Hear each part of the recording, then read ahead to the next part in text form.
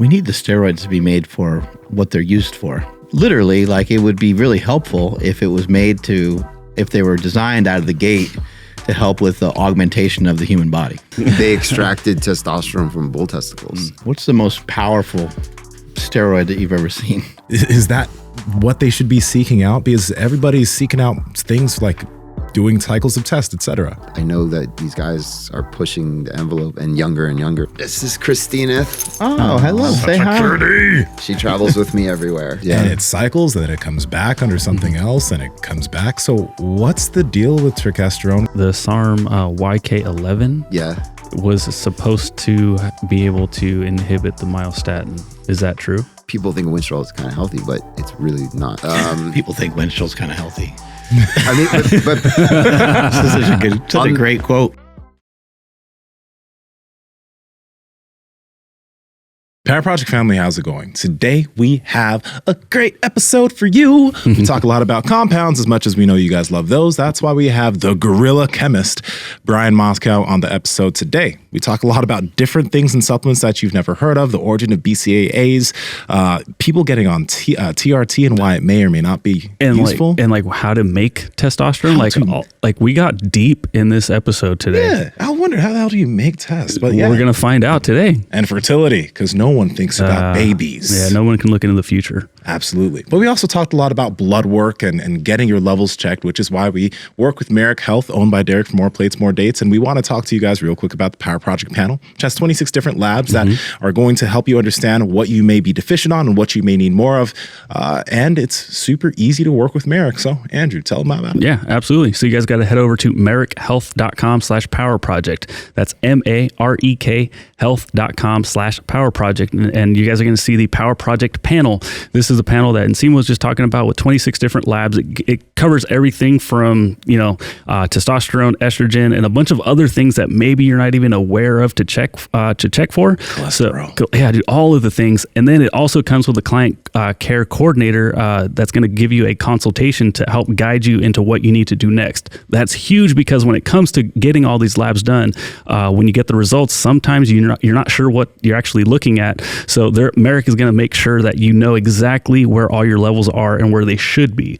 Again, merrickhealth.com/powerproject. At checkout, enter promo code PowerProject to receive $101 off of that panel. Links to them down in the description as well as the podcast show notes. Hope you guys enjoy this episode. You can't do shakes anymore? No, my stomach, I recently got stomach issues, so I have to be really strict on what I eat. Oh, wow. But I was in college and grad school, I was taking shakes every day. Did you find anything actually wrong with your stomach? I have IBS, but there's no cure for it. There's like a couple of medications, none of them did anything, and they're super expensive. So I was like, I'm not taking these. So I had to change my diet a little bit on things that are more inflammatory than others. Did doctors just want to give you antidepressants for IBS? My doctor tried to give me antidepressants. I'm like, I'm microdosing mushrooms. I'm not taking antidepressants. Yeah, I thought that was weird. I like that a lot. Yeah. My doctor says, I forgot what the fuck he said, but I was just like, isn't that an he didn't even tell me what it was. Thankfully, I knew. And I was like, I'm going to forego that. This was before I ever, knew Mark or anything. So now it's gotten way better since. But yeah, I thought that was weird. But okay, again, antidepressants for irritable bowel syndrome. Yes. That's weird. So first off, I don't know how much you know about this. To approve a drug, the FDA, it needs 2 clinical trials that show that it works better than the placebo, statistically significantly. But you can do 1 million tests until you get the 2 that work. Or you can pay to only have 1. So they did a huge meta study on all these antidepressants, and they found out that they really don't do shit. Like as far as compared to the placebo. For IBS or just? No, for depression. Like they made up the term chemical imbalance as a marketing term to put these products out there. And now they're like the number 1 prescribed thing everyone takes. Coming out the gate hot. Yeah, where do you think that comes from when you say they? Like big pharma. The pharmaceutical industry. Yeah. I mean, it doesn't seem like people have a lot of success on a lot of these things. No, it works for some people, but the placebo effect is so strong. I mean, that's a proven. The placebo effect is so strong that it could just be the fact that they're taking something they believe it's going to work. Yeah, the doctor said it's going to work. They take something. Placebo effect is real, but they're like that's all that stuff is natural. It does the same thing. Dopamine reuptake inhibitor, serotonin reuptake inhibitor, monoamine oxidase inhibitors. Like that's what keeps everything. Like we'll get into it, but that's what they do. For your stomach, I've heard more recently that some people believe that BPC 157, which is a peptide, is supposed to be very helpful for your stomach. And if so, in what way? It's an anti-inflammatory. It helps with leaky gut. I believe that's why it was first invented, was for that syndrome. And then we found out that it increases, angiogenesis. So causes new blood cells, or new blood vessels, sorry, which helps healing. But the BPC part for your stomach was originally for IBS and for UC, ulcerative colitis. So that was the first purpose for it. And I've tried it, and it helps. It's just finding a reliable peptide source is very hard. I had buddies that were in the peptide industry, and they told me. I'm just going to push your microphone closer to you. Thank you, sir. They told me that, like, since China got shut down and stuff, India's making a lot of them, and they're just not as potent. So I don't even know who to trust anymore. What else does BPC 157 do from just some of the research that you've heard and some of the things that you've seen? Accelerating healing through making new blood vessels, getting blood into getting the growth factors that are released into your muscle cells or wherever the injury is to help it recover and heal properly, I would say is the best thing for it. And then the TB 500 or 400, there's two of them, that just kind of accelerates it. So yeah, for myself, my shoulder was jacked up, and I've heard so much about these two, TB 157 TB 500 and BPC 157, and I was just like, well, I'm just going to give it a go because I don't know what I did to my shoulder, but I can't move it.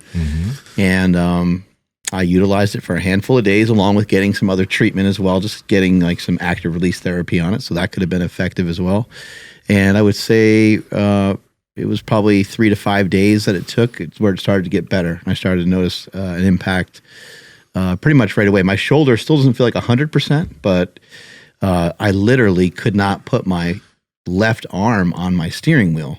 My shoulder was so weird. I don't even remember how you did it. I have no idea like what the hell I did. So I was in a bad way, and that particular combination seemed to help. I don't have any evidence other than just my own experience with it, but it seemed to help a lot. There's a lot of studies on it, and I think Ben Greenfield did a deep dive on it, and I read his protocol, which is similar to like what I tell people to do. So there is research backing it. It's not just made up bullshit like everything else on the internet. Right. And what is BPC 157? Because I've heard like if you're a certain athlete in certain sports, where can't you use it? Even though you should be able to, but where can't you use it? Probably WADA. WADA? I would think. I don't know 100% the ban list because I don't, like a lot of the athletes I work with aren't drug tested that way. Yeah. But I have worked with professional, like Olympic level before, and I know they couldn't take certain things. And then I was trying, this isn't recording, right? No, we're recording. Yeah. Oh. If you need me to edit that out, I can though. No, just how to time things so that you're not going to get tested, but who knows? Right. That was what he really needed. So. Yeah, I think I want to say maybe I heard like some of that stuff's gotten banned recently, but then also how would you even, I don't know. I guess there's a way to test for everything, right? Yeah. Usually they do like GCMS, which is gas chromatography, mass spectrometry, and which is basically you put the sample in and then you blast it with electrons and it breaks the molecule up into different pieces of different masses, and you get this spectra. And one of the masses is like one proton away from being the molecule, and then you test it that way. Or if it's something in the urine and it metabolizes, we know what it metabolizes to. That's how a lot of the steroids get popped, because we know how they're metabolized, and so they test for that. So you don't test positive for, winstrol, you test positive for the metabolite of winstrol, like what your body does to it. It's a crazy thing though, like, because if I'm incorrect, BPC 157 is mainly used for something to help an athlete recover from an injury, right? Or can it be used in other senses in terms of helping performance or increasing performance? I think it's mostly injury, not preventative, but injury repair. Injury repair. Yeah, and then the stomach thing we talked about. But I don't think it's something that I haven't read research that personally that says it can increase performance. But it could. What if like you train really hard and you're extremely sore? Like, can it help that, or like you strain? I mean, obviously we just talked about injuries, but like, because people talk about like steroids help you recover faster so you can go back and hit it harder or just as hard. Can it do something like that, or is it not? That's a different process in your body. Yeah. That, like, the increased anabolic effect from those is not present in the BPC. So, like, steroids were made for burn victims, and AIDS patients, so they can help not lose mass. So they have that natural anabolism, where BPC is more for if you have an injury, it can help you reduce the inflammation on it. Mm-hmm. We need the steroids to be made for what they're used for, I think. You know what I mean? I think that's what we need to move to next. I mean, I know they just kind of easier. I know they kind of tried with SARMs, but literally, like, it would be really helpful if it was made to, if they were designed out of the gate to help with the augmentation of the human body. Well, I think. You know where they originated, right? I do not. Germany, World War II. They, I believe, they super soldiers. They extracted testosterone from bull testicles, and they were, I don't want to use the word crazy. They were innovative scientists over in Germany that extracted it and started giving it to their soldiers and documented the results. And then I believe it was first synthesized a few years later. And then what chemists do, like, I'm a chemist, what we do is you look at the molecule of testosterone, you know what the androgen receptor looks like. You see where the key binding points are. So you're familiar with what testosterone looks like, right? The actual molecule. So if you're looking at it from left to right, there's a double bond oxygen at the front. There's the OH, that's the one that sometimes they methylate for an oral, that hydroxyl group, that ketone, and that ring. Yeah, there it is, right there. So can I walk over there or no? Or can I just point it? You can just point, yeah. Okay, They'll so see. bottom left, ketone, and that double bond right there next to it on the carbon 4-5. So that's carbon 3. Sorry, yeah, right there, 4-5. That whole part is part of the binding process. The methyl group on 19, right above that. Nope, the other one to the left. This one. Yep. Here, sorry. That one, that's the one that's missing on DECA and other testosterone derivatives, Tren. And then the OH on the far right is another key group. All right. And those are... That's my right. Oh. It's also his right. I mean, it's all of our rights, isn't it? I think so. Yeah, whatever. That's a key binding point. So like androstenedione, and one stands for ketone, which is what that double bond oxygen is. And the OH is a hydroxyl group. So the androstenedione has a double bond there that has to be converted to that alcohol in order to bind. If it doesn't have that alcohol, it has like zero anabolic ability.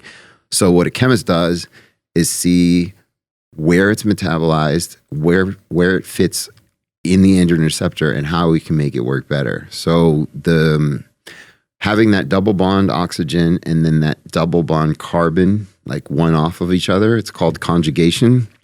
And that means the electrons around that oxygen are, quote, talking to the electrons that are in that double bond. And that is a main factor in how it binds. And so DHT doesn't have that double bond on the bottom screen there. That's dihydrotestosterone, meaning they added hydrogens there, so it doesn't have the double bond. And that changes the way the ring can bend in 3D. So all these things, like if you put I think a chlorine group right where that double bond starts, it prevents the breakdown of that double bond so that it's more potent and more anabolic. There's just so many things you could do. If you put an OH, a hydroxyl group or a ketone on 11, that's what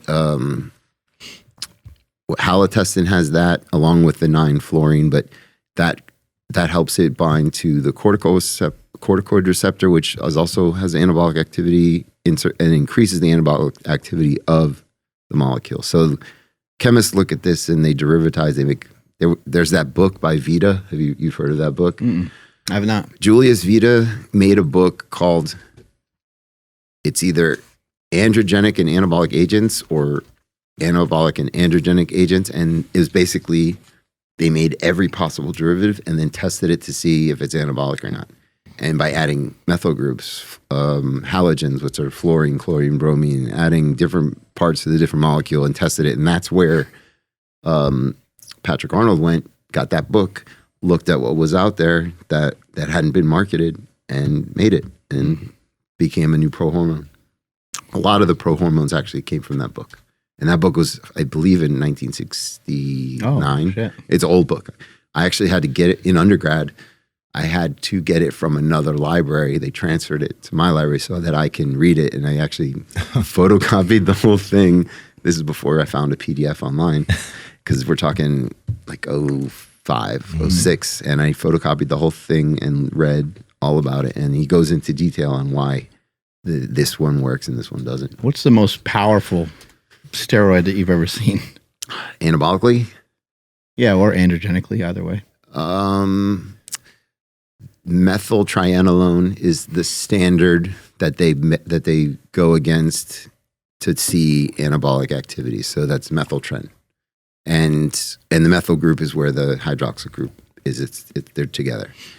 So because that prevents the breakdown of that hydroxyl group. Is that usually an oral thing? It is an oral. And then there's and then like that one must have probably a lot of side effects, I would imagine, because of the strength of it, or it's the most liver. It never made it to market because it kills your liver. Yeah, absolutely kills your liver. The doses were micrograms versus milligrams. What is the action that can be harmful to the liver when we're talking about steroids, or especially the oral steroids? So your liver is responsible for like demethylation of those compounds, and it also, if you have too much of that, you have buildup of bile, and like I think it's called cholestasis, where like your liver begins to fill up with bile and not be able to process things because it's doing this so much into your body, like breaking down these compounds that are very toxic. So that's why, blanking on the name, what's that liver one that has that's real expensive that everyone uses? Oh, like a supplement? Yeah. It's really hard to get good stuff of it, but it's really expensive. There's NAC and there's... No, the other one. Tudka?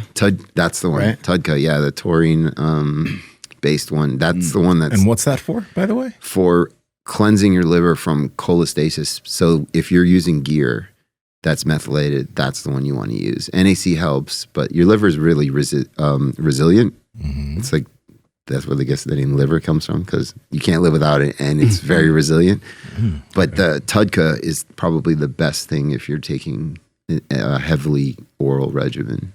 What are your thoughts? Because you mentioned that this whole thing started from it being extracted from bull testicles, which to me sounds actually pretty natural. Right.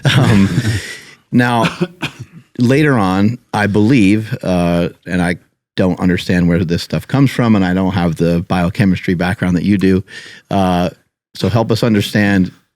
I believe that testosterone was later synthesized from like yams or potatoes or something like that. So my kind of question here is, why do people try to go with these outside resources of plant-based things?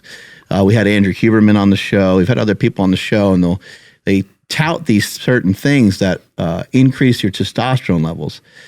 But sometimes when I look at some of these things, I'm like, well, if we're going to increase if that's the goal, then we should just take testosterone. And I know that certain things are illegal, and I understand that there's a market for some of these things, but it's my belief that taking a shot of testosterone is healthier in some ways than messing around with some of these things that we don't know much about. Because I would say, and this is just my own belief, I believe that there's more information, there's more research on steroids than there is on something like Frogia agresta, or however you say that term. Frogia agresta. Yeah.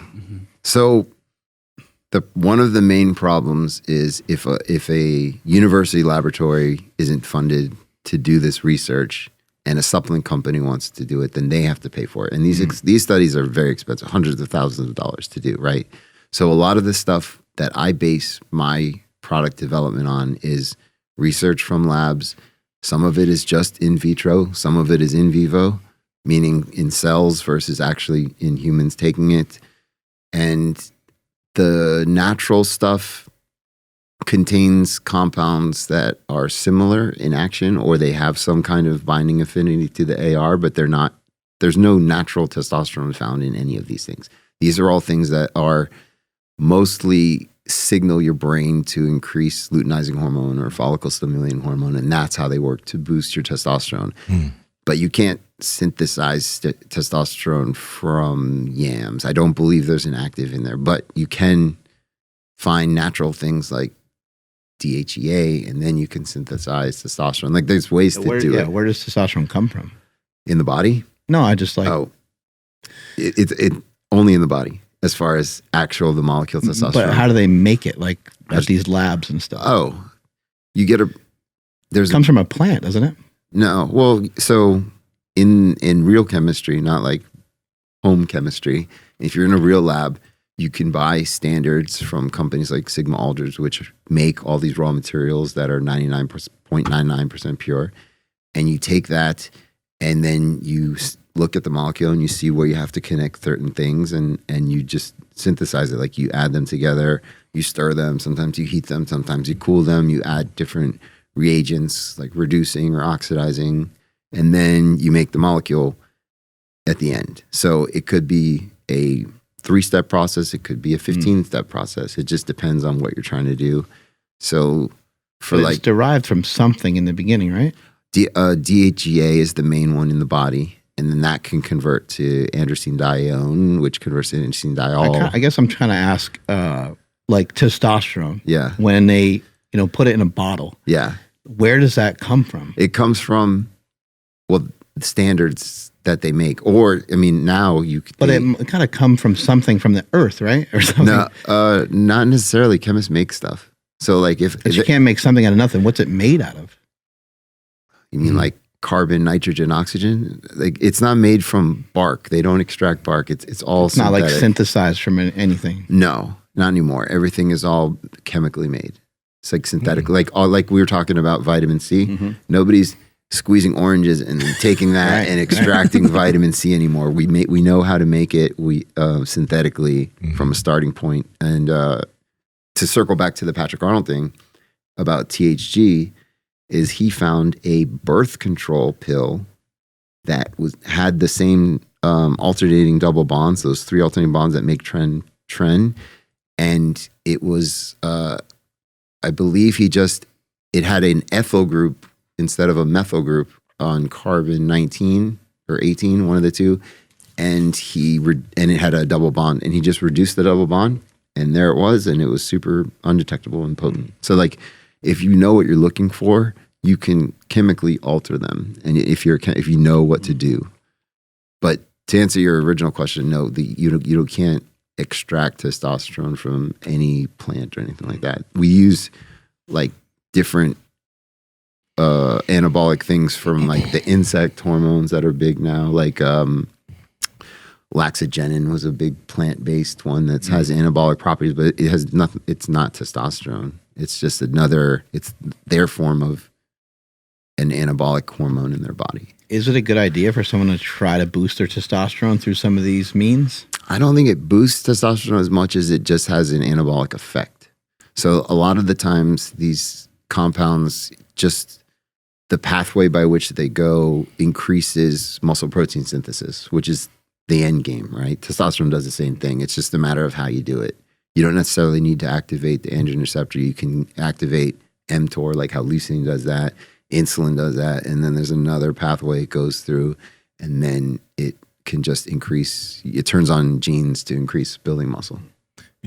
We were kind of talking about this earlier, but everyone's like, most guys hear about testosterone, like I want to increase my testosterone so I can get bigger, et cetera. And I know that you focus on the chemistry, but I know a few people who have low testosterone who have built amazing physiques, physiques that people would think they're on drugs, Right. but their T is low. So, you got a lot of young guys in their late teens or early 20s trying to seek out testosterone to get bigger. Do you think that, is that what they should be seeking out? Because everybody's seeking out things like doing cycles of test, et cetera. I have Is it useful? huge issue with anyone that takes steroids under 25. 23 would be pushing it. That's the prime. That's when your body's making its most ever. So all you're going to do is continually lower your natural, and it's hard. Maybe if you're young, it bounces back more easily, but like at my age, it didn't. So I don't recommend kids doing that, but I've known plenty of kids. Like in my high school, I knew kids that did it, and in college. So I don't think they realize the same thing we talked about how it's dopamine. You got to get that release, everything online. Your attention span's so small. People just want results. And obviously gear is going to give you results much more quickly. But for example, what my workout partner is 23. He just graduated from college and he's natural and he's into competing. And I told him, please wait until you're 25. I promise you, it'll make a world of difference, because once you start there, it's almost impossible to start making natural gains once your body's been introduced to such like super physiological levels of testosterone or any other type of that substance. And that makes me wonder what amount of so guys are doing everything they can to increase testosterone. Like example, Andrew Huberman came on, he talked to us about Fedosia aggressivus and Tone Connolly. So I was like, fuck it. Let me see what that'll do my test levels. It had actually quite an impact on my luteinizing hormone. My tests went up very minimally, but I didn't feel much of a difference. But a lot of guys, like, let's say that they do want to use some test or something, even though they should probably wait. What amounts are the necessary amounts that are going to be the things that allow you to see a change? Because if a guy goes from like 300 to 600 or 300 to 700, that's not going to be something that makes a huge difference. Or am I wrong there? If it's somebody who's never done anything, I literally just There's made context. a post about this. Okay, yeah. About this, how if you're first starting off your first cycle, you can 250 milligrams a week, you can grow if you've never done anything before. But if you start at 500 or start at 600, you can't go back and get gains at 200 or 250. So I am a very big believer in minimal possible dose to get results. Yeah. Because I think you should incrementally increase, and it doesn't have to be every cycle. If you're getting constant, if you're doing it properly and coming off and going on, and with adequate breaks, you can probably use the same dose of something and get similar results until you start to jump. And I made a whole big thing about, there's a ton of coaches I know that are just drug pushers, and people send me stuff. I have a lot of friends that are pros. They send me, what do you think of this? What do you think of that? And I kind of laugh, and I said, cut it in half. Cut everything in half. Whatever I just told you, cut it in half, because that's so much. And unless you're, like Dallas McCarver was one that, pushed the limits. I think I love Nick Walker. I love his physique. He grew super fast. I have no idea what he's taking. Like, we're not cool like that. I'm just know him. But I know that these guys are pushing the envelope and younger, like you said. I just think it's everyone at 23 thinks that they're invincible. I did when I was 23. I'm sure you guys did the same thing. You never thought it would catch up, but then, Sean Roden dying at 46 was a huge wake-up call, because I'm 40. You're close to 46. I'm not sure how old you are. 29. You're young. You're a baby. You're still invincible. It's just, it catches up to you. And I don't think anyone's really thinking that way. Everything is the short term. I want to be on stage now. I want to win this trophy now. And if you're getting paid for it, and if you're willing to sacrifice it, that's a personal choice. So it's really up to them. But some of the old school bodybuilders, did minimal stuff, and because stuff like these fancy things weren't around. You had the few compounds that everyone used, and it was kind of like an experimentation, like this does this, how much, but nobody was using, like, I've just seen people using 100 milligrams of oral winstrol, and I cringe, because that's just going to kill your good cholesterol, and that can give you heart issues, heart failure, plaque buildup. You also need that you need estrogen for cell repair, sex drive. So all of these compounds have very negative effects, and people think winstrol is kind of healthy, but it's really not. What's winstrol for, by the way, again? It's a horse steroid that People think winstrol's kind of healthy. I mean, but Such a great quote. on the scheme of things, people think it's a less harmful one than say like Halotestin or Tren or something like that. But in reality, the effects it's having internally are far worse than just taking more testosterone. Testosterone is the natural ligand, and ligand just means the one that binds to the receptor. It's the natural one. So once you start derivatizing them and making them stronger to do this or that, you also have the side effect change and how it affects your circulatory system and your cardiovascular system and all that stuff. And an interesting thing is if somebody who trains regularly just took winstrol and didn't make any changes to their diet, they would look leaner. They would look like, I'm not saying that they can have a whatever diet, but just everything's the same. They normally look a certain way. They train a certain way. So they would look healthier. Right. But it could be some big repercussions going on. Yeah. I always, and I just made this whole post about getting blood work done, like minimum twice a year, physicals from your doctor. And then if you are an enhanced athlete all the time, like a pro, you need to be getting blood work done on and off to make sure what's going on, because that's the only real way to know. I gave 2 examples you can do on your own. Monitoring the color of your urine is always a good thing to do. If you see it change dark, that could be a kidney thing, it could be a liver thing. Your body could be breaking down muscle tissue, and that's what's causing it to be dark. Like I had rhabdo. I went to the hospital for rhabdo, and I just felt weak out of nowhere. I just thought I was tired, overworked. I was training real hard. I had just gotten back from Australia, and I was training like 6 days a week. I was big at the time, like in the 240s. And then all of a sudden I got real tired and I was in bed, like literally couldn't get out of bed. I was so weak. And my wife, luckily, after about 8 days, took me to the doctor. They admitted me to the hospital, and it took them 2 days to figure out it was rhabdo. And my urine was super dark, and my creatinine levels were really high, and my CK kinase was high, and C-reactive protein was really high. My AST and LST, which are your liver enzymes, were in the hundreds. It was, and it wasn't from gear. They think it was just from overtraining, and your body just says enough and starts rapidly breaking down muscle tissue. And that's just one thing you can look for. And another thing is edema, water retention, especially in your feet. Then if your feet are constantly having water around your ankles or something, that's another signal that your blood pressure could be high or your heart's not pumping enough blood properly. So those are 2 simple things you don't have to go to the doctor for, just to realize I need to go to the doctor, something's wrong. I want to also ask this, since we kind of talked about Tren earlier. Tren is something that I see a lot of young guys doing too, especially on TikTok, bro. You'd be surprised. There's some young guys on TikTok talking about their Tren cycles and how great they're doing because they're getting bigger. So I want to ask, what exactly does Tren do? It's positive. And then along with that, if people are deciding to take the step of going on Tren, because they obviously are, what do they need to be careful of? And what are the potential long-term ramifications or short-term that they need to keep in mind if they choose to do Tren? Because guys are talking about Tren super liberally. Like it's cool, it's Tren. Because it works really well as an anabolic and an androgenic compound. Can you explain those 2 a little bit to us? Sure.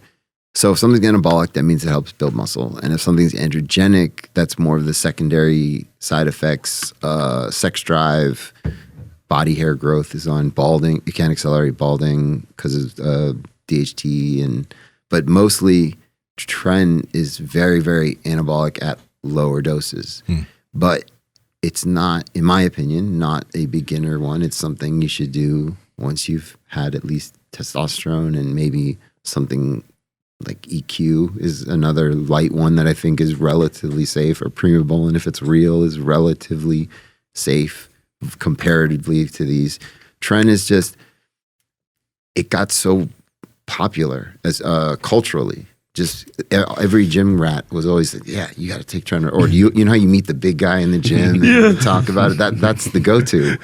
And all these kids ask me the same thing. It's like, oh, I'm on this much of Tren. I was like, why? What have you done before? Oh, it's my first cycle and I'm doing like 3 things. And it blows my mind that nobody really researches anything. They just ask random people in the gym because they have a great physique. And I'm guilty of that as well. Like my first introduction to this was making a friend at the gym who was really big and asking, and it started about natural stuff. And then he told me about other things, and it was just an exploration from there. But I then got really into researching it myself. And then, with the influence of Patrick Arnold, actually made the choice to go back to school for chemistry to really understand it. And then hopefully educate people from my position of which I feel I have credibility versus somebody who's just big in the gym. Yeah. The common opinion about like low testosterone, or I guess not an effect, but people say that they're tired, so that their testosterone must be low. It seems like that's the correct opinion of that side effect. But like Nsima was pointing out, there's some people that will show their blood work and they have low testosterone, but they're still shredded. They seem to have high energy. Why do you think it varies so much from person to person? Genetics play a huge role in a lot of things. I have friends that I am extremely jealous of that walk around at 6%. They eat whatever they want. He's across the table from you, by the way. Got it. He's a new friend. Yeah. And he's right here. Oh, yeah. Jesus Christ. It's genetics just control everything. For example, and I don't know how substantiated this is. This is an educated guess, and I believe it's been around the internet. He was a fisherman and weighed 185 before he ever touched a weight. So people speculate that his genetics he might have naturally lower myostatin levels versus someone else, which is the reason why he was able to get so big so quickly. From 180, if you're starting at 185 and you've never touched a weight, that's a pretty big base, So at his age, and he was young, he was either 19 or early 20s, and so people underestimate the power of genetics, and some people can have zero or low testosterone and just stay ripped because their metabolism is really fast, or they can hold on to muscle better. Like there's just so many different pathways by which your body maintains its muscle mass that it doesn't just come down to testosterone. There's other things. There's other factors that help you have energy or stay ripped, and a lot of it is just having the attitude. I'm sure you probably just have a good attitude about yourself and have confidence and know that, I look this way, I'm going to look this way. I train for this and stuff like that. So there's just a lot of variables, but genetics is a big one. And real quick, because we talked about how Tren was like effective, but I also what do guys need to think about if they choose to go down the road of currently using it, and what are the ramifications like down the road of using Tren? It's extremely suppressive, way more suppressive than testosterone, because all of the 19 NORs, which mean they don't have a methyl group on the 19th carbon, all of those are much more suppressive and harder to bounce back from. And then long term, I think it would be more of the plaque buildup because it's such a more powerful compound, and especially if it doesn't aromatize. So if things aromatize easily, that's better for you, not from a physique standpoint, but it's health-wise because you're getting estrogen still in your body, where Tren would probably lower your estrogen more so than if you're taking even D-bol, because D-bol aromatizes very easily.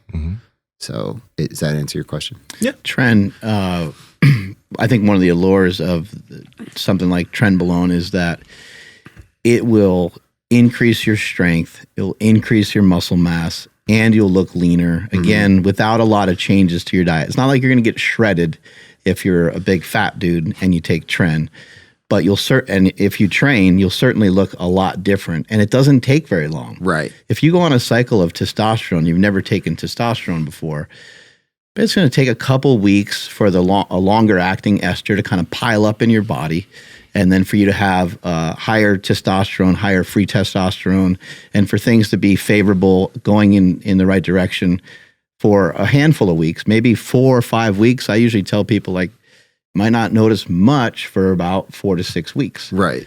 With Trenbolone, if somebody took it for 15 days and they were in shape, you'd be like, whoa, like what the fuck happened? Like if one of you guys took it like out of nowhere, I mean, it's a little hocus pocus. Like it's fucking, we talked that one time on the podcast, not too long ago, just a few weeks ago about devil pussy. Yeah. Well, this is the devil steroid. Like this motherfucker's calling you. And it's like, yo, I got your number, bitch. Where you at? It keeps calling you. You're like, no, I shouldn't take it. When he's talking about like shutdown and stuff like that, yeah, it can mess with your dick. It could shut down your testosterone levels for a long time.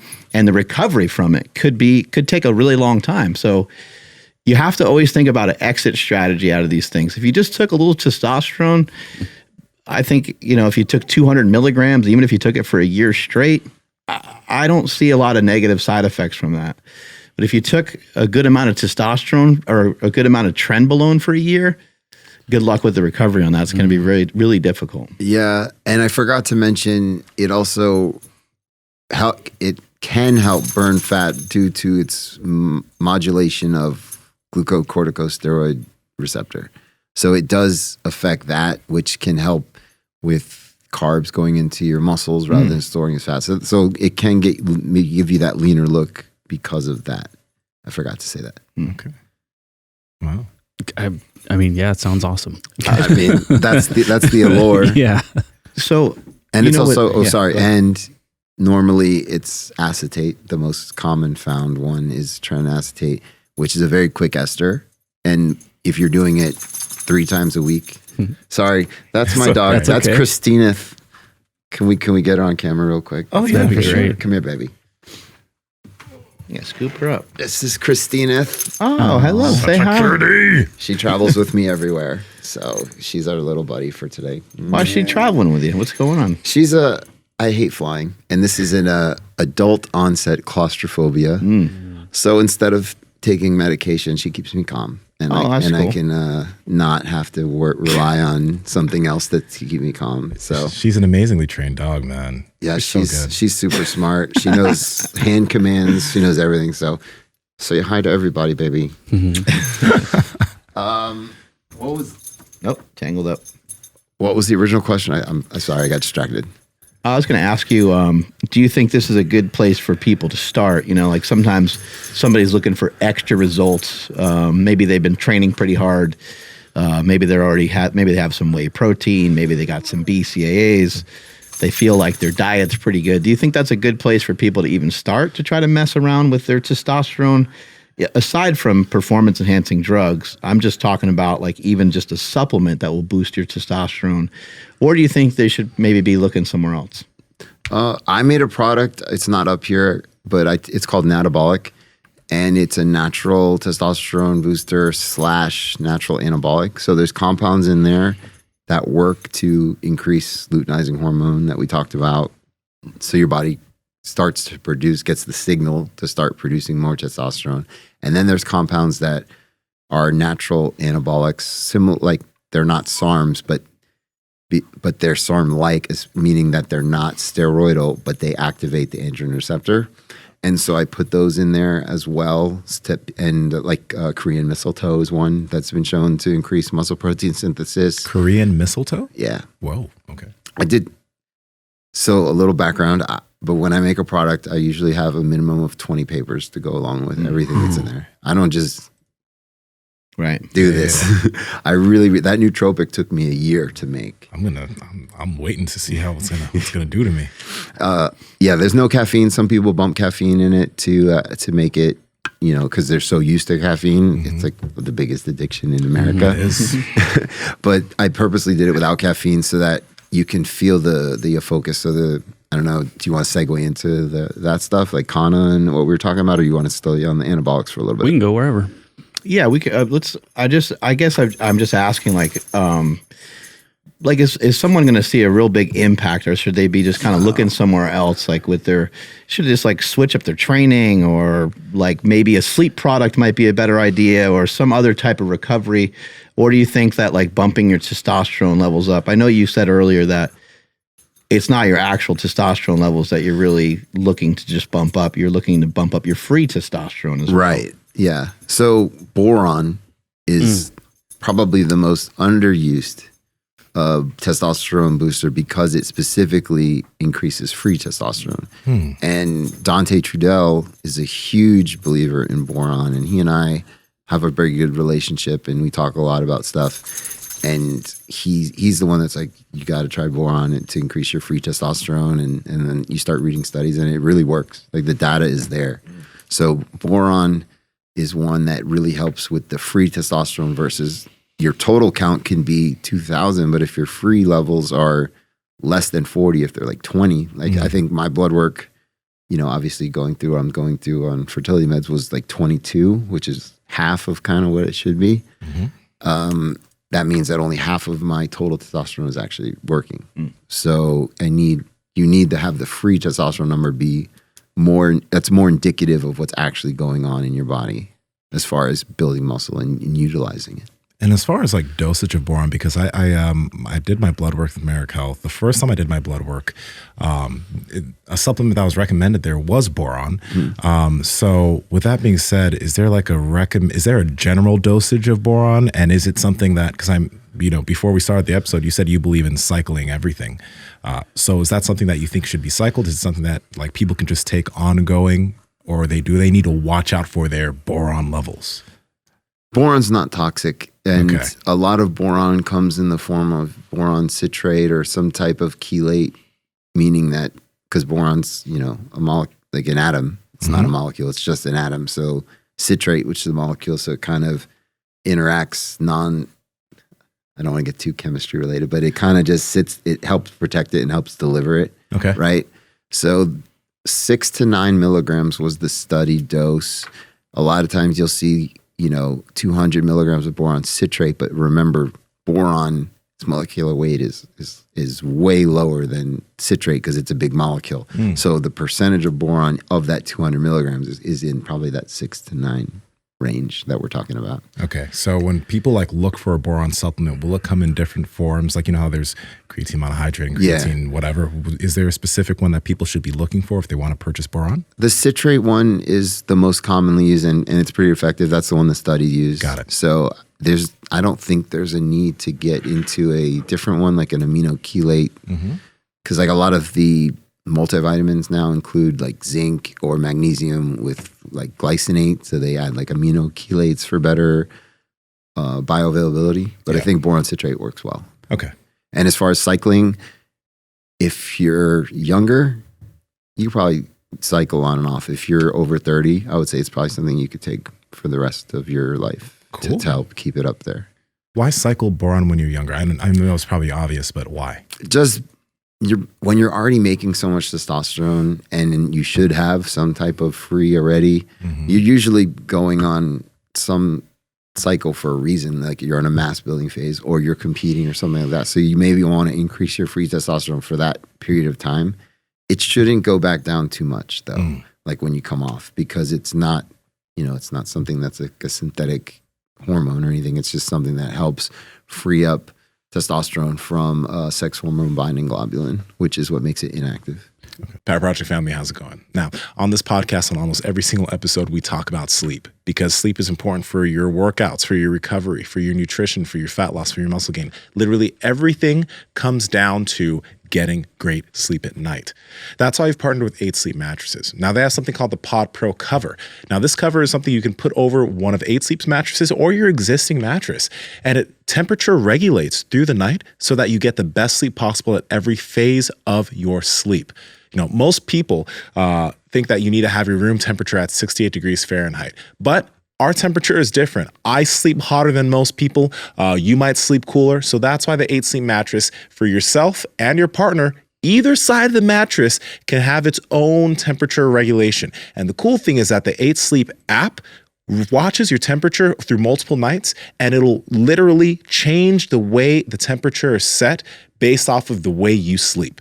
It's crazy. It's literally the Tesla of beds. Andrew, tell them about it, dude. Yeah, dude. This technology is insane. It's like the most high technological, can't even say that word, piece of equipment that I have in my whole house.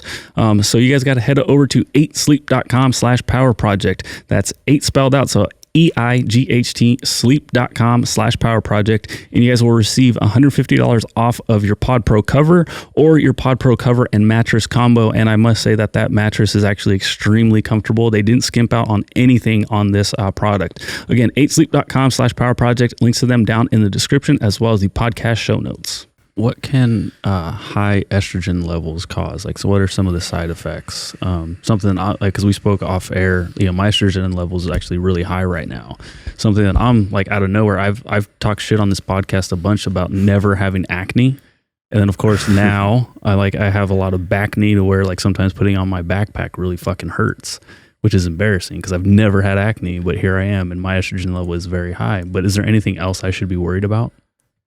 Having high estrogen levels, and I'm currently going through this, being on fertility meds, I cry a lot, and I'm not like ashamed of it. It's just I can't control it.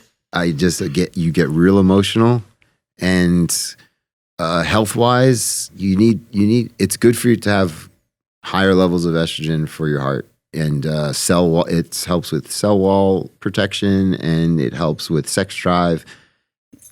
90 is a little high for a male. I would try and bring it more into like the 40, 50 range. But the acne is another thing. That's a biochemical process from hormone related stuff. So I think that you need to monitor estrogen. People that have super low estrogen because they take all these aromatase inhibitors that doctors I think overprescribe can have more of a detrimental effect than having higher estrogen. I'd rather have higher estrogen, so I'd have higher HDL versus lower estrogen, and then not have a sex drive or not have good cholesterol and things like that. What about some of the over-the-counter stuff that's for lowering estrogen and for cortisol? I think I know even females will mess around with some of these products because they think it's gonna assist them in like getting leaner or looking like show ready. So what are your thoughts on that? I actually was the first to market to bring a actual cortisone inhibitor, a natural cortisone inhibitor. Patrick Arnold made one that was a derivative of a anabolic one. And I believe it was 11-oxo was the name of the product. But you had to take super high doses of it. And it wasn't very oral bioavailable. And it was also hormonal. So this one is based off Amodin, and I've been sitting on this for years, and I finally had the opportunity to make it.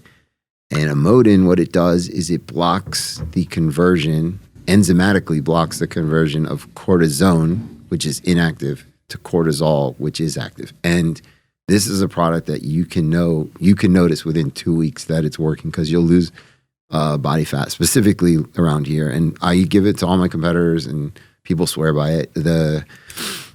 It works like elevated cortisol levels over time is like metabolic syndrome. You gain weight, you have insulin resistance. And so I think Amodin is a really good natural solution to lowering cortisol. And you take it safely just for like a handful of weeks maybe and then cycle off of it. Yeah, we recommend on 4 weeks on, 4 weeks off, and the dose, we make 250 milligram capsules, and it can go up to 1 gram. The only drawback is that you can have gastric distress for a couple of days until your body gets used to it. So I get a lot of messages like, I just took this and then I had, bad bowel movements. I was like, it happens. There's nothing you can do about it. You can't, it's just a property of the molecule, but your body adjusts. Like it took me, I think 5 or 6 days before I could take more than one a day. So I always tell someone to start one, but most people only take 2. Stack 3D wrote a review on it, and they said they were taking 2, and within 2 weeks they were noticeably leaner in the midsection. So there are things that can naturally lower cortisol and estrogen as well. There's, 3,5 androstenedione 17-dione. Like arimistane is the trademarked name of it.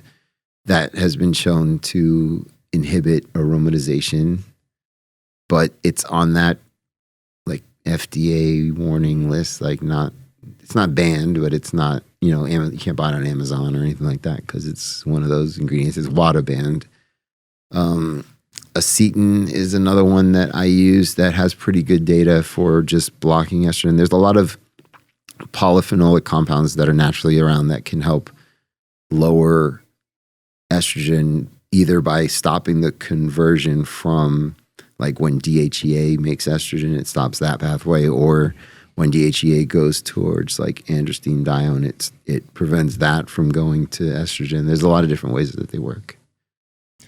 You mentioned, I'm not sure, you mentioned fertility medication, but it got me thinking about athletes, men and women, who need to take drugs and their future fertility. So I wonder, in that context, what do people need to be careful of if they do plan on having children in the future? And then number two, what if somebody isn't already, like, let's say they did the groundwork of getting a fertility test before they did anything, and they're already slim as far as like their fertility potential, and then they choose to hop on. How could that affect them? Like, could that mess up their potential future fertility? I just want to like have people think, men and women, about that aspect of things, because I don't see that talked about much.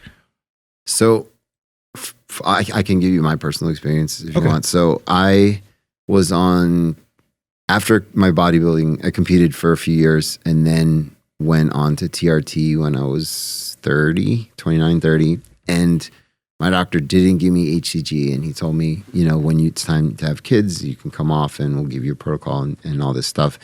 And then now, 9 years later, I'm trying to have kids, and it's been 7 months of me taking fertility meds and trying to get them enough to increase a sperm count and get my testosterone back to normal. So if you're already on the low end before you start anything, and you take a sperm mobility test and see what you have, or if you have low testosterone in general, then if you don't want kids, then you're fine. If kids are something that's important to you, then if you go on, I highly recommend a lower dose of HCG throughout your cycle. And I believe that it will help preserve your LH function so that your body's not completely at nothing. Because, when you put something in your body that it tells your brain to signal, well, I have all of this, I don't need to make it. And that goes with a lot of things, but specifically with testosterone. So if you're getting that signal saying, I don't need to make it, then you're not going to. But if you're also giving the signal, like a low dose of HCG, which is luteinizing hormone, then it can help you be more fertile. I know that Dante swears by that. And then I've also seen anecdotally heard from anecdotally, like, that your testicles don't atrophy as much as if you didn't do it. Okay. So first off, guys need to it would be a good idea, because I haven't heard anyone mention that. It would be a good idea to if you want to have children in the future, get a fertility test before you choose to go on testosterone to understand where you're at. Yeah. Okay. I think that's important. Like, always get a sperm test to see where you are. Yeah. And then you should use that, because if you don't have any already, or if it's a low chances already, you might want to plan around that. How about women? So women who take things has a different effect. I am not 100% positive about fertility, because most of these fertility drugs are made for women. They just happen to give them to men because they work, but they're mostly to induce ovulation for women. When women take things, there's, big hormonal changes and, lowering their estrogen a lot. So they might have problems releasing eggs. I'm not 100%, like, don't quote me on that. I'm not 100% sure, but that could be one of the main factors. Got it. What's going on with this nootropic? I've heard you talk about, I think it's Kana, is that how you say it? Yes. And that has some good research behind it in terms of like depression and anxiety and things like that? Yeah, so Kana originates in South Africa, and it's a plant, and they chew it, and it gives you like a little euphoric buzz, but it's because your body's releasing serotonin and then blocking the reuptake of serotonin. So serotonin is like the feel-good hormone. Dopamine is the reward hormone. So most antidepressants are selective serotonin reuptake inhibitors. So this is a natural serotonin reuptake inhibitor. So you're releasing it, you feel good, and it's blocking it from being metabolized. So that's why I like it a lot. They said it hits something like 76 receptors in your body. But when I first heard of it as a supplement, it was under the name Zembrin, which is a trademark, and they were touting their study using 25 milligrams. When I researched how much the people in South Africa are taking, it was between 500 to 1,500 milligrams at a time. So that's a huge difference between taking 25 milligrams versus taking 1,000. So I opted to go with it. Like, I messed around for a while with it when I was formulating that, because it was also in my original pre-workout. And I just remember adding that to the stimulants that I had in the pre-workout, and it was just like a light bulb went off. Like, this is something to look into, because something's happening. You feel good. I think I trained arm for like 2 hours just because I was so focused. Yeah. And then I looked into other ingredients that were dopamine releasers and dopamine reuptake inhibitors. And then, so dopamine and serotonin are called monoamines, and you have an enzyme called monoamine oxidase, which breaks them down.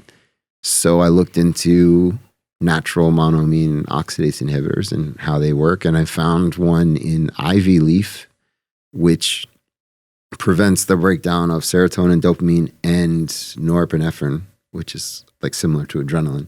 So by having those blocking that enzyme, that you have more dopamine and more serotonin now in your body, so you'll feel it and you'll be in a good mood.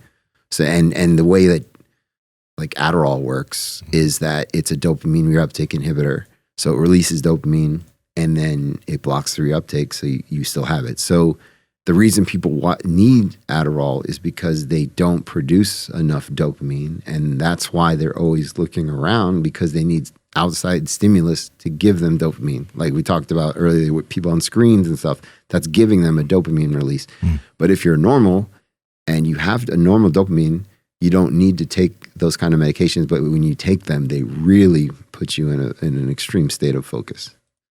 And with this supplement, let's say someone got it, because you mentioned that like, it's like, is this something that somebody can take every day? And then you mentioned that with this, they would have to cycle it. What is the reason for the cycling? And can they take it every day? I purposely made this for 3 weeks on, 1 week off, just so that your brain doesn't get used to relying on things. My personal belief is that if you keep using something, and this is kind of based on how like addiction works and stuff, is that your brain, everything is treated as a foreign object in your body, and it tries to expel it. So it will either increase the number of receptors you have, and that will break it down very quickly, so it won't last as long. But if you take a break, then your brain, then you're not producing all those receptors, and then it will last. You'll have a better effect over the long term. Like caffeine, I think within 5 days, your adenosine receptors are completely like filled, and you no matter what, you kind of keep having to take it more and more to get it used to. But if you take a break for 7 days, it's a reset. So I recommend people. When I was taking caffeine every day, I would go 10 days every month without taking it. And then it helped out. The next time I took it, I really felt it.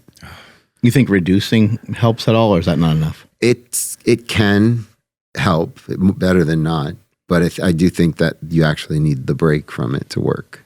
You think that might be true of dieting even as well? Like, go 3 weeks pretty good, and then give yourself a week, not to, just have at it, but maybe a week where you're not counting and calculating and being so precise?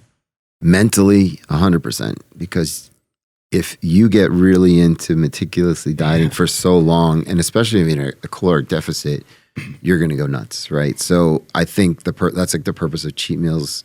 And then the nutritional purpose of cheat meals is to kind of keep your thyroid going along. Because once you're restricting calories for so long, your body thinks that you're going into starvation, and it can actually store more body fat than lose. And you can be on a caloric deficit and still not be losing weight. You'll burn muscle before you burn fat. That's just from like an evolutionary standpoint. That's how our bodies were made. You know, as hunters and gatherers, you never knew when your next meal was. So you always you had stored fat that you could use as energy until you got your next meal, whatever it was. So from that standpoint, I think that having cheat meals or even a cheat couple days or something like that can give a huge spike in your thyroid levels, which will keep your body humming along and continue to burn fat if that's your goal. And give you things to look forward to, because you'll get excited about that, couple day break that you might have, and then you'll get excited to get back on your plan again. Yeah. And it's like as you know, it's a lifestyle. It's very hard for people that aren't into like working out to make it a lifestyle. So for most people that are just trying to diet to keep sane and to actually keep continuous use of this diet, you can't just say you can never eat this, you can never eat that, because they're going to give up. So I think it's a good idea to always say, like, yeah, you can have this on this certain day, or have 2 days a week where you don't eat on your diet, and then you go back on, and it breaks that monotony and kind of gives us, like you said, something to look forward to. And that also releases dopamine, when you nice big chocolate cake or something in front of you, you get real excited and you feel good about it. So I think that's positive. What about with steroids? What about them? Like 3 weeks on, 1 week off? No. 3 months on, 1 month off? 3 months on, 3 months off? I think what do we got to do? A rule of thumb is time on equals time off. And that time off does not mean your PCT. So that's like time on, then PCT, then time off, then time on is like a general rule. But most people just cruise. And, the repercussions of that is you could become sterile, or you can have like plaque buildup. You're always on something, then your body's never going to produce anything, because it's always getting that outside, that exogenous signal saying, I don't need this, I'm getting it already. So I think it's very important, especially when you're younger, to come on and off. When you're older and you have kids and you've just decided this is what I want to do, then it's a different conversation. Yeah, even with like TRT, like a TRT dose. I think when you make the decision to do TRT, the only reason you would come off is if you're trying to have a baby. And even then, there's countless stories of people that have had babies on gear. And from a personal standpoint, it makes me so frustrated, because I know people that have accidental DECA babies or whatever you want to call them, and we're trying for so long, and I'm doing all these fertility meds, and I don't know if it's in the cards. I'm trying to be optimistic about it, but I don't know. We'll see. Got it. So DECA baby. Yeah. So low dose is okay long term. Like just you're good to go. Like if you make that decision with your doctor, hopefully it's with your doctor, then he will tell you that this is a long-term thing. Just like if you get on a thyroid medication from your doctor, it's usually for life, meaning that your thyroid levels are just declined, just like testosterone declines at age. So like if you're in your 30s, she sensed that what you were just talking about not being in the cards, and she came right over to you, man. She knows she's my number one. Yeah. She knows that. But if you've made the decision to do that, then I think between you and your doctor, you come to terms with being on gear. for you'll be on testosterone for the rest of your life, unless you want to have a baby. Relax. It's okay. That's okay. So that's actually an interesting thing about TRT, because TRT right now is, I think it's taken very lightly. It's something that can definitely be beneficial and offset. Like, if I get into my 50s and things start really slowing down, and I still have my lifestyle in check, still sleeping, still got nutrition, but it's not there, I'll do some TRT. But in what situations do you think TRT is necessary? Because a lot of people just get on it very liberally. Still young, but 20s, 30s, 40s, guys are getting on TRT just because it's the thing now. The internet is to blame for all of this. If we're being really honest, TRT is a term that's kind of thrown around, and then all these TRT clinics have popped up in the last 10 years, right? But normally you'd have to go to an endocrinologist, and they would, assess your blood work and say, these are your options. You can either go on Clomid and HCG and try and bring it back up to normal that way, or you can go on synthetic testosterone, and it's something that, you could do for 3 months and we check your blood work. And if it's fine, then, we can taper off and then give you the right drugs to take after. Or most people just, like you were saying, it's thrown around. But if you're 40 and your testosterone is low, you should probably, talk to a doctor about it. But I don't think that kids or even 30s should even do it on, I don't think that anyone should just do it on their own. I really think you need to have a doctor monitoring your stuff. Or if not, you need to be monitoring it and you need to know what you look for. And most people don't know how to read blood work. So that's another issue. And, I'm curious also because you mentioned, because again, we work with Merrick, and the frequency of blood work, and if you are interested in children fertility stuff, how often do you think people should get their blood work done? And then along with that, how often should you get fertility tests done? If you're doing TRT or whatever you're choosing to do, what's the frequency that you think someone should take into account? At least every 3 months, kind of see where you are. And then if kids are a priority, I would get like a sperm motility test done to see, hey, am I making sperm? Am I not? And then from there, decide when you want to have a kid. Because sometimes your sperm could be fine. You could have a high sperm count on testosterone and have kids. But I think every 3 months is a good rule of thumb for checking everything, health-wise, fertility-wise, just everything that's going on in your body, because things accumulate over time, slow, and you might not notice them, but because they're internal. Hematocrit is a big one, meaning that you have high iron in your blood, and so your blood gets thicker, and that is a huge problem. So a lot of doctors prescribe bloodletting, or I tell people to just donate blood every 6 to 8 weeks to thin it out, because if your iron gets too high and your blood gets too thick, it becomes much harder to pump and to circulate, and that can cause many health issues. I was going to ask about the nootropic. So can you break down the choline? You said you had a precursor and then something to kind of make it stronger. I didn't know about the second part, but because a lot of nootropics you'll see, and you definitely know this, will use 50% alpha GPC in literally everything and call it a nootropic. So can you explain why you use two different chemicals or compounds? Sure. So the only reason alpha GPC is 50% is because it's extremely fat soluble, and the 50% is a carrier. Okay. So the molecule itself is like an oil. And so to put it in a powder, you need to have a carrier. So that's why it's 50%. I use CDP choline, which I like a lot personally. It's less choline by weight versus alpha GPC. It's about 18%, where alpha GPC I think is like 20 or 22%. But it's a straight powder. You don't have to worry about it being an oil. And that is what increases acetylcholine, which is the neurotransmitter that wakes you up, where like GABA is the neurotransmitter that makes you tired. So the other thing that you were talking about is huperzine A, right? That's right. So that is an acetylcholine esterase inhibitor, meaning it blocks the enzyme that breaks down acetylcholine. So by doing that, you have more free acetylcholine circulating in your brain, which allows for more focus, for memory formation, stuff like that. And then in comparison, because the second you start like searching for choline, you recognize that it's in foods, and like people will point to eggs right away. Eggs and nuts, yeah. So in comparison to something like that, like I had 5 eggs for breakfast, but I've also had 8 capsules of this nootropic.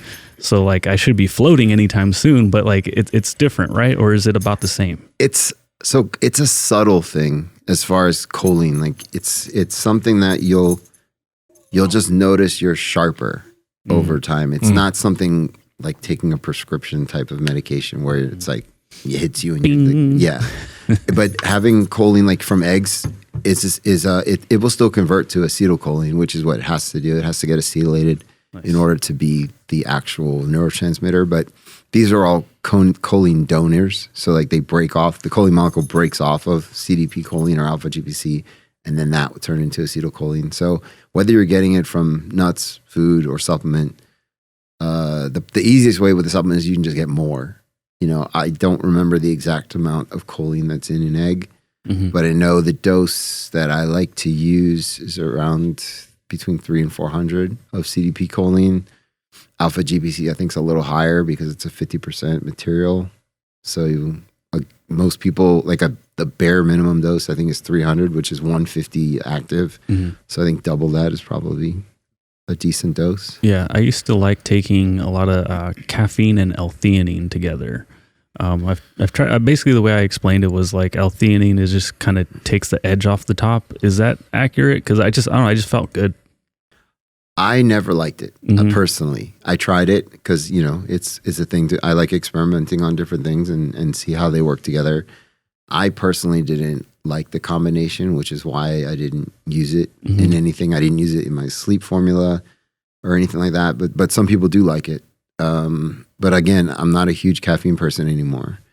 I only take it before I train, and when I wake up, I try not to take any of that. I usually take the nootropic or something like along those lines just to get my brain functioning. And then we also talked about, I do microdosing, which helps me a lot as well. Ooh, we definitely got to get into that. But I wanted to ask you about like Piracetam or any of the Racetams. Yeah. I messed with almost all of them, and Solbutamine and a couple of other fucking Solbutamine. Yeah, that's I can't read, but I can fucking take them. What's your thoughts on the Racetams? Unfortunately, they are drugs, and they're not supplements, right? Okay. So, because Noopept was one of my favorite. Yes. And back before we got super strict, it had been in products before, and I really, really liked it. Phenylpiracetam was probably one of my favorites. Taking it. I really like. It's expensive. Yeah, but they work, and the same way as almost they are drugs. They're not supplements. So unfortunately, you can't use them, but they do. They are potent. They definitely help increase focus, similarly to a prescription medication that you would get. The Racetam, that whole family. There are natural things that there are natural things that produce the same effect, but you have to take so much of them that it's either cost prohibitive or you're not getting the bioavailability you need, that kind of thing. Where's the line drawn, and who draws it on what's a supplement and what's a drug? Yeah, I never heard anybody call a Racetam a drug. It's a drug because it's synthetically made. It's not naturally occurring. Okay. And the the FDA does that, and they have the DSHEA Act, which says that it has to be a natural metabolite or amino acid or something that is naturally in your body in order to be a supplement or a food. So those things are not, because they're completely synthetic. So like, if you guys remember DMAA, what the FDA basically said was, you can't make something in a lab and then try and find it in a plant.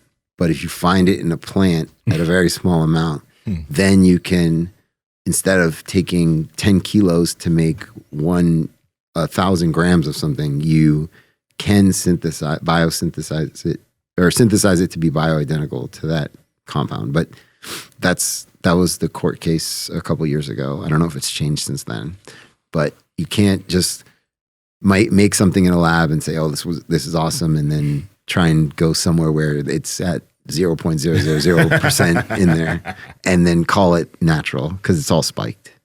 And that was a big problem in the industry. So when it's pushed over to a drug, it's probably more regulated. Yes, much more regulated than a supplement. But again, I mean, you could buy Noopept online. Right. I haven't seen a whole lot of regulation, except I think you can't do it on Amazon. So they're really strict about stuff. But you can, I mean, there's plenty of sites where you can buy Noopept, and just like peptides, just like any research chemical you can buy online. There's always going to be some not for human consumption clause or whatever that's on there. But people, I mean, there's a market for it. If there's always a market for it, somebody's going to fill it. What are some things that we can take that can help sleep, help us get to sleep, help us stay to sleep, help us wake up refreshed? So I didn't bring that either. I made a sleep product, and I have in-depth videos that break down all of these things. But it took a while for me to find compounds, because everyone likes to throw out GABA, right? And GABA and melatonin. Melatonin has never worked for me ever. And I've had insomnia for a very, very long time. I have a sleep doctor. And so it was a personal endeavor to make this sleep product. So I really dug deep into how do prescription sleep meds work? Where do they bind? And are there natural alternatives to that? And so I found quite a few that bind. So you have your GABA receptor, but then you have what's called, in chemistry terms, it's called allosteric sites, which means it's not the actual main binding site. It binds on a different part of the enzyme, but increases the activity. And that's how a lot of the sleeping meds work, like all of the benzodiazepines. They allosterically bind to the GABA receptor, and they increase its effectiveness. So I look for compounds like that. And I actually found a research paper that was fairly new, I think from 2019, that they discovered all this stuff in Africa in some bark. And it had multiple compounds that they identified that work as that. So I put that in the sleep product. And different things that allosterically bind to the GABA receptor. Yeah, that's the one. So can you pull up this supplement facts panel on that? Yeah. It's very small though. Yeah, but there's ingredients in there that most people have never heard of, like magnolia bark extract is a big one. And so magnanol and honochiol are two natural compounds that bind to your GABA receptor, and they work really, really well for sleep. The first ingredient, I think, is commonly known as skullcap. That has a compound called bakelin, which is another potent allosteric GABA receptor modulator. Apigenin helps work for sleep. Mm-hmm. The Zimmermania is the one African one I was talking about that I found all those compounds. And then I put black pepper extract in there, and I have a huge problem with people just throwing it in there. There's a very specific reason I put that in there, because it helps certain products from being expelled in your body. And like many people just throw it in there and they say, oh, it increases bioavailability, but it doesn't. It does it for certain things. It's a very specific way it works. And so I put that in there because some of those compounds that are polyphenolic can be expelled very, very quickly through a process called glucuronidization, which is basically adding glucuronic acid, the sugar molecule, to the compound to make it very water soluble, and then you pee it out. Have you ever tested this with any sort of like tracker, like just for yourself? You ever just take the product and track your sleep versus not take the product and track your sleep? Yeah, I've done that on every product I do on myself first. So yeah, after finding these combinations, I tried them by themselves, and then I tried add 1, add 2, see how they work before I came up with a final formula. And I gave it out to friends, like, hey, try this before you go to sleep, coworkers, and it seems to have a very positive effect on people. It had an effect on me, for sure. My body is used to taking prescription ones because I had that before I made this. But this is something where if I don't want to take my prescription med, I can take this instead, so I can alternate. So my body's not getting used to just the prescription medications. Something that you're going to want to cycle on and off as well? I like to cycle on and off everything. Just because your body, if it gets used to it, it's just going to lose its effect over time. So yeah, I recommend, this is something you can do longer, probably 12 weeks, and then take maybe a 6-week break and then go back on. What I like about what you've mentioned about that is because that doesn't do well for your sales. Like you mentioned that with this, this nootropic, you mentioned that sleep product, you just mentioned 12 weeks, then take 6 weeks where you're not taking your product. So 6 weeks for the consumer, you're suggesting consumer doesn't purchase your product. That hits your wallet, but you're suggesting it because you do care about how everyone responds to the stuff that they're taking. A lot of people will just sell shit. Yeah. They'll be like, yeah, just take it. It's all good. Buy it once, put it on a renewal every fucking month. But I like what you're saying here because you really care not just about the effectiveness of your product, but about the effect that the consumer is going to have in the long run. And that's important. Not many people actually talk about that when it comes to supplements. It probably does hurt the bottom line. and my partners probably don't like me saying it, but they know that I've been honest like from day one. And I truly feel that you need to cycle off things, specific things like stimulants for sure. Like, even though I would love everyone to take my pre-workout year round, because I think it works and it helps you with performance. At the same time, for your health reasons, I think you should take a break from stimulants, even if it's just for a week or 2 weeks. It doesn't have to be a whole month on, a whole month off. Just as long as you're not doing it 6 days a week for, months on end, then that's what happens when people have taking 1 scoop, then 2 scoops, then 3 scoops, and then all of a sudden you're at 800 milligrams of caffeine, because most people dump 400 mgs in a scoop now, and it's just overstimulation of your central nervous system, and then that causes increased cortisol levels, which then can cause insulin resistance and body fat storage, and the opposite of what you want. So, disclaimer to my to my partners, I'm sorry, but this is the truth. But some things I don't think you have to. They could be longer cycles. So like the product we were talking about earlier, I think it's this one, the ATP. That's something that you can take more. It has creatine in it, which I don't think you have to. That's your pump formula? No, this is something that you take before that allows you to train longer and increases performance. So when we were talking outside earlier, I mentioned that when you work out, your body breaks down muscle tissue, which has amines in it from like the amino acids, and you break down ATP, which goes into AMP, and that breaks down the amine groups. And so you have floating ammonia in your body. And so what ornithine does is ornithine will bind to that ammonia, chemically bind to it, and that way it will circulate it through the your urea system, and then you'll pee it out so you don't have all this ammonia floating around, because ammonia not only is toxic, but it's a precursor to help forming GABA, and GABA makes you tired. So just by taking the study dose was 4 grams. So when I tried that just by itself, I noticed an immediate effect on training longer.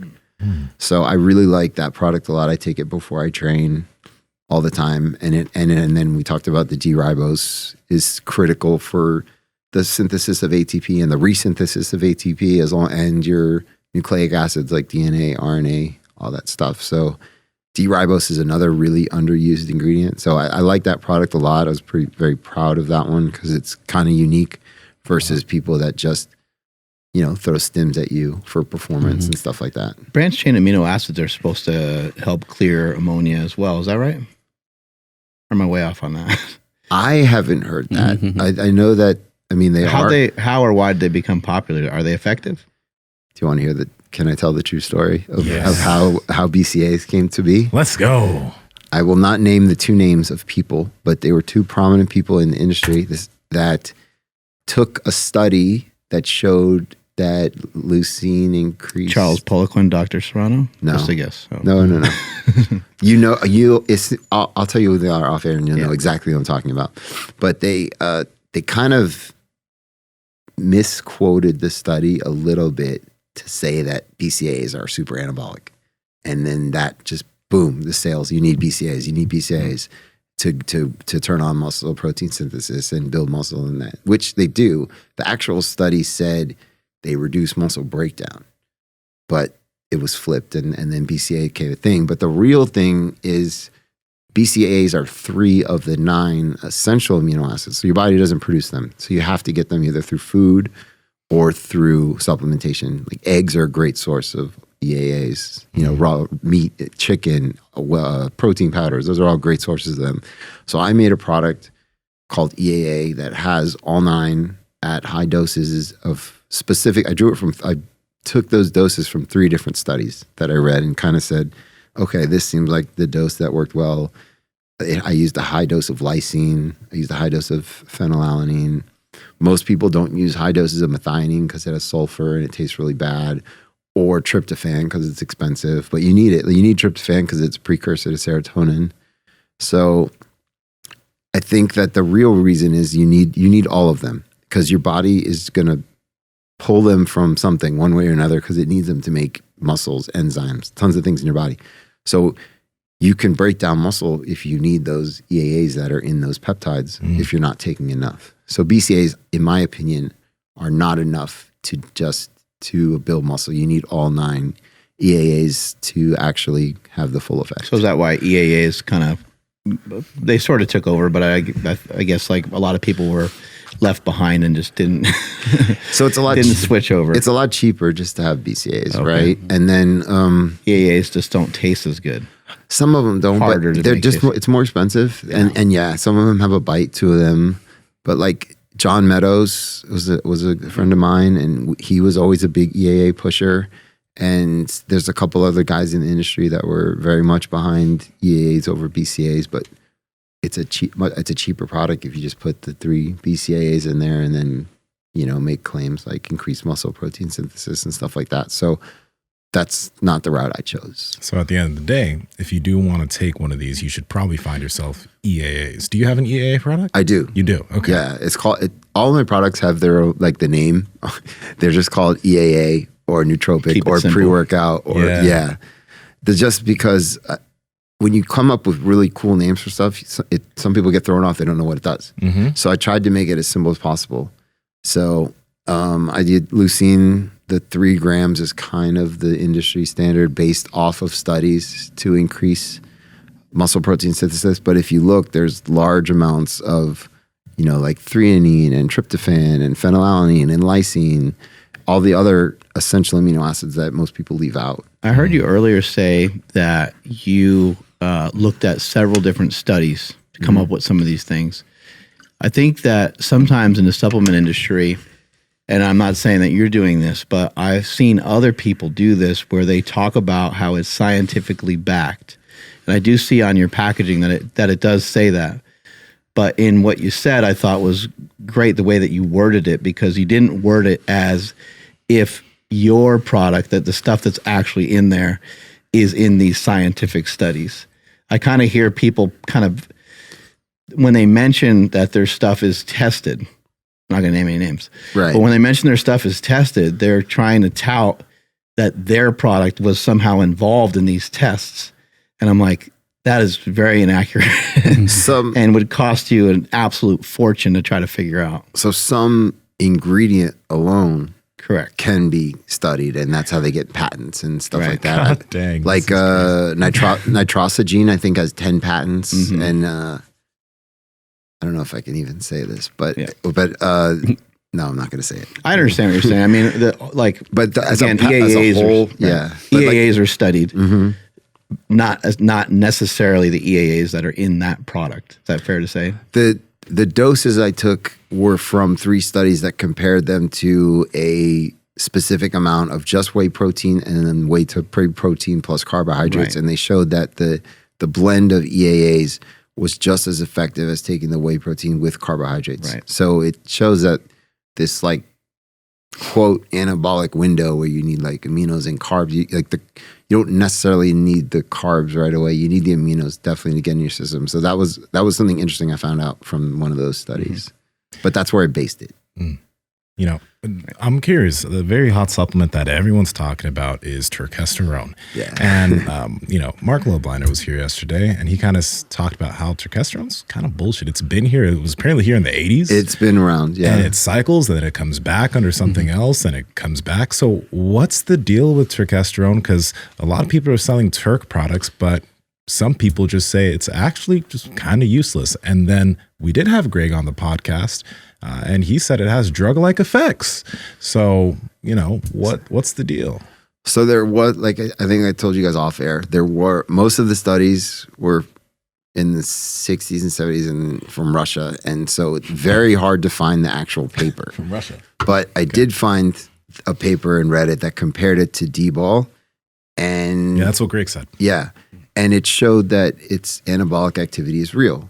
Now, whether it's, I don't believe it's binding, it does have an affinity to the androgen receptor, but it doesn't have the same effect as, you know, other synthetic agents.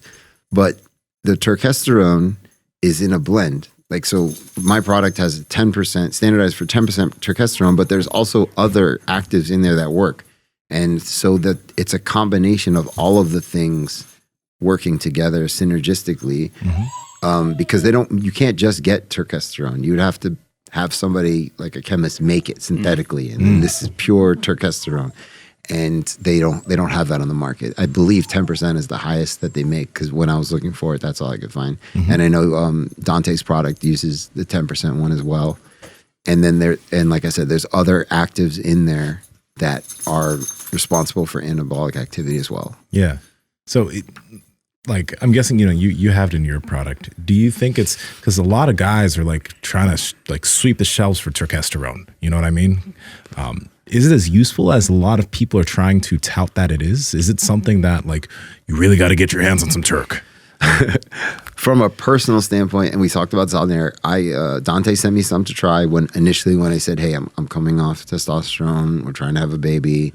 I don't want to lose as much mass. He personally sent me his product to try, and he's like, take this much every day, and it should help preserve your lean muscle. And that's strictly through, the way that it increases the anabolic activity and protein synthesis.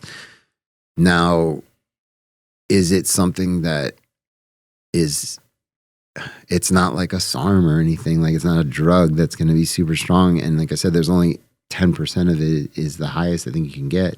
But from my personal experience taking that, and then I also took a liposomal version of it. And for those of you listening who don't know what a liposome is, it basically is a water soluble compound on the outside and fat soluble on the inside. So the compounds like Turkesterone, which are fat soluble, go on the inside, and then you have an enzyme called lysase that breaks it open, and then you get the Turkesterone out where it's supposed to go. It's like a liquid, right? No, you can have liquid, but they make a pill. Okay. Based off of what is it? Phosphatidyl choline, I believe. But so I used both of those, and for me, who was going to be rapidly losing size, I felt that it at the time helped me keep some of that size. And when I went to the gym, versus not taking it, so I do think it has a positive effect. It's not andro or anything like that. I wouldn't make that comparison. But if you're looking to be a natural athlete and something that can help keep muscle mass on you, or possibly gain muscle mass if you're eating the right way and dieting and training, then I think it does work. What's the deal with SARMs? That's a lot to unpack. Where do you think they're pretty effective? I do. I think that they were marketed completely incorrectly, and there was a lot of misinformation when they first came out. And like we talked about, a lot of companies just made mega doses of stuff. And the studies were very, very little. For example, LGD, super potent. Probably one of the most potent ones as far as muscle building. The only study that I found when it came out was in monkeys, and they used 0.1 milligram human equivalent, where people are selling 10 milligrams. So that's a huge difference. Taking 0.1 milligram or 1 milligram to 10 milligrams. You're talking about 100-time difference, right? So the companies just overdosed everything, and then there was this huge misunderstanding that they don't cause any shutdown. They're just pure anabolics. You could take them all you want. But then studies started coming out showing, no, they decrease your LH, they decrease your FSH, they decrease your testosterone levels. So they're not the pure anabolic they're supposed to be. That the goal from a pharmaceutical standpoint is to make a pure anabolic compound for hormone replacement, so that way you don't get the androgenic side effects that come along with it. But that we're not there yet. When I say we, I mean the academic community is not there yet. It's a very ongoing topic. There's papers published all the time about SARMs, and I try and keep up with what's going on. But there's a lot. There's different ones. They're based off different things, and I think the main problem was they were just overdosed and misunderstood. But they can be used in low doses, and I think they're very effective. But how do we inhibit the myostatin gene so we can be super jacked? So there's another big misconception that follistatin does that. So the study was injecting follistatin drastically reduced myostatin, and I think you've probably seen the picture of the mice that was they had like jack mice, right. But the problem is they used a virus vector to deliver it, so that virus got it into where it needed to go. If you buy follistatin as a peptide, it doesn't have that delivery system. It's not going to work. It's just a waste of money. So right now, there's nothing that really, I mean, things do that. Like BCAAs lower myostatin to a degree. Testosterone lowers myostatin to a degree. But if you're trying to be like the Belgian bull, that's just not going to happen right now. Damn. Real quick, just because I was trying to remember, but the SARM YK11 was supposed to be able to inhibit the myostatin. Is that true? So the study touted that it increased like grip strength, I think, in mice, and then it lowered increased follistatin levels, which in turn, in theory, should reduce myostatin. But I don't think it was ever. I mean, come on. I don't think it was ever really proven that it drastically reduced myostatin. Okay. It was just marketed that way. I was going to say, because, you look up YK11 and that's all you're going to see. Yeah, but does anyone have a PhD that's writing those articles saying that it does? I mean, maybe they took a class once or a cousin did and they, paid attention to their books one day. That's all. But no, not at all. I don't think that we're there yet. Damn it. You mentioned that you had to hop off and you were losing some muscle. I'm curious, since you've been in this space for a long time. Obviously, steroids can help an individual reach their natural genetic potential and then surpass their genetic potential. But from what you've seen, if a person does choose to hop off and not take anything anymore, and let's say they don't take anything, let's say they don't even go on a TRT dose, they just stop. They do what they need to do to stop safely and they stop.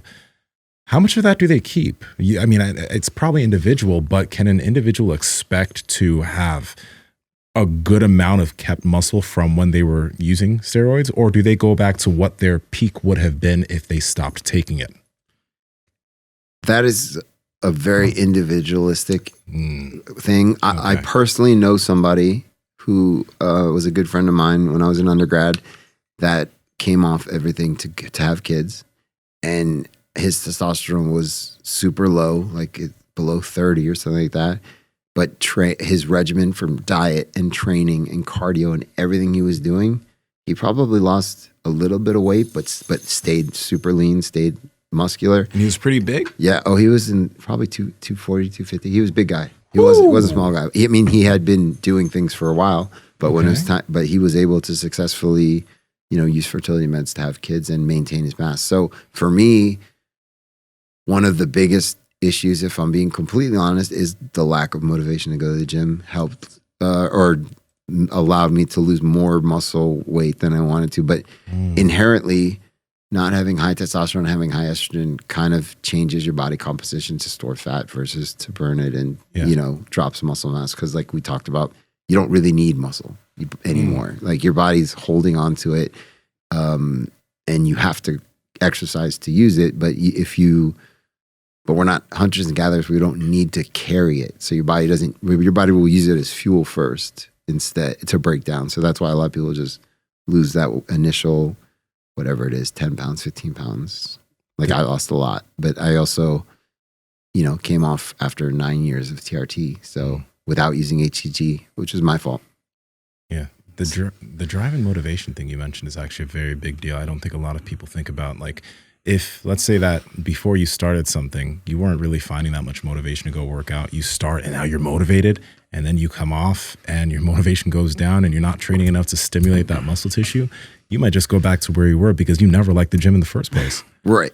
That's not the case with me. Oh, no, I'm not saying with you. No, I'm just saying in general. Like the Mark's talked to me about the mental aspect of that stuff, and that's wild. Yeah. I mean, I have had plenty of personal experience with friends that have never gone to the gym ever, and the first time they went to the gym, they wanted to take something, and that was their motivation to go to the gym. And then those are the guys that either fall in love with the gym and continue to do stuff, or when they come off, they don't go to the gym anymore. So yeah, it's real. I mean, and Mark's an intense guy, obviously, and Mark loves to train. I've trained with Mark before, and he's also one of those genetic freaks that just stays ripped year round and all that stuff. So he's right about that. Oh, I was meaning this Mark. Oh, but I mean Mark too. I thought you meant that Mark. Well, yeah, Mark. Same thing. You're dedicated to it. It's part of your life. But if it was never part of your life, and then you hopped on gear and it didn't become part of your life, then there's no point. You would just lose it and possibly even be more spot than you were before. What does testosterone do to our brain? Are you pretty well informed on that? I know that it can affect your brain. It can affect you. Or I don't think the quote roid rage is a real thing. I think it brings out different aspects of your personality, but it definitely has a detrimental effect long-term on your brain. There are papers that show correlations between high testosterone levels and certain different types of brain issues. I off the top of my head, I can't remember, but I've definitely read studies on that. So if you do a quick Google search on that, you should be able to come up with something that shows like high androgen levels will affect this part of your brain or that. But I don't think that, I think that if you're an asshole, it'll make you a bigger asshole. But if you're not just going to turn into this giant asshole. Yeah. But your emotions obviously change. Just like an estrogen, they change. So it's just a swing. Mm-hmm. They can kind of help with motivation though, right? Yeah. I mean, there's a study that showed that I thought this was funny, that if you watch clips of yourself doing something in a sporting event, that boosts testosterone. So like if you watch, before you went to work out, if you watch you do a PR of something, then you go work out, like you actually increase your testosterone. Fascinating. I thought that was very cool. And they did it with athletes, I think football players, basketball players, and weightlifters. It was interesting when I read that. I wasn't expecting it. I mean, I don't know if that's narcissistic. I was just thinking that like we're so bad, we're already filming ourselves working out, and then we're watching ourselves as we're getting ready to hit another set. I think that'd be amazing. So I'm really not big on filming myself train. I'd rather film from an academic standpoint, explaining stuff. My ultimate goal I would love to be the Niel Degrasse Tyson of this industry, as far as like he breaks things down to people as simply as possible. You learn a lot, like that type of thing. I listen to his podcast all the time. He's just a big influence on spreading the word of, science to people, getting more people. One of the best things I ever got from my Instagram was I've had over 10 people say, "You've inspired me to go back to school for chemistry," which was the ultimate goal. And Patrick Arnold did that to me. So if I can pass that along to somebody where like they're really into working out, but they don't know anything, so I'm going to go to school for it. Like that's the real goal, that made me really happy. Awesome, man. Thank you so much for your time today. Where can people find you and where can they find out more about your products? So, chemexlifestyle.com is where you can find all the information on the products. There's whiteboard videos of me explaining all the ingredients, how they work from a chemistry and a mechanistic standpoint. My Instagram handle is @the Guerrilla Chemist, spelled guerrilla like guerrilla warfare, 2 R's, 2 L's. And then working on setting up a YouTube page now to get that going. Let's go. Yeah. So, and I wanted to do a podcast. I don't have a co-host, so I feel it would be weird just me talking. No, man. Huberman does that. I was gonna say Huberman does a good job. Does he? And you just speak facts, man. Like, so you could kill it. We're working on it. I have some ideas, but yeah, I just want to spread information. That's like my real goal. Yeah. I like, being in this industry. I'm really into supplements and how they work. And I would love to just inform people so they don't go down the wrong path. Mm-hmm. Yeah, just have Christinith co-host and you'll be fine. Yeah, like she was today. Yeah. All right, Andrew, take us on out of here, buddy. Sure thing. Thank you, everybody, for checking out today's episode. Please make sure you guys like today's episode and comment something down below, something that maybe you learned today. That would be fantastic. So we can kind of go through the comments and check out what you guys found fascinating. And subscribe if you guys are not subscribed already, and turn on all those bell notifications so you don't miss another episode. Follow the podcast at Mark Bell's Power Project on Instagram, at MB Power Project on TikTok and Twitter. My Instagram and Twitter is at I am Andrew Z. And Nsima, where can people find you? Also, peeps, make sure to check out Merrick Health, because we talked about them multiple times during this episode about getting your blood work done, etc. So we'll probably have that somewhere in here. Yeah. It'll be in there. Nsima Inyang on Instagram and YouTube, and Nsima Inyang on TikTok and Twitter. And I was feeling your nootropic. Yeah. It's pretty because I didn't even take any Mind Bullet. I sometimes take Kratom, and Kratom's pretty strong. Yeah. But I only took this, and it's not as strong as it, but I was focused as fuck. Yeah. So I like it. It's dope. Yeah, and I think if people like broke down my words per podcast, because I'm usually just back here kind of in doing my own thing, making sure we don't like fall apart. As far as like the podcast, like cameras and stuff is what I mean, not like verbally us falling apart and as a team breaking up, falling apart.